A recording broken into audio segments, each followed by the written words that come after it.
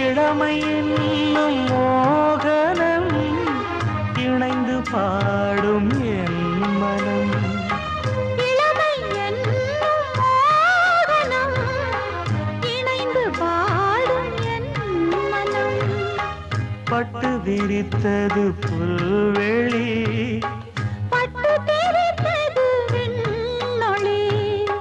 தினமும் பாடும் எனது பாடல், தினமும் பாடும் எனது பாடல். காற்றோடும் மாற்றோடும் இன்றும் என்றும் கேட்கும் என்றென்றும்.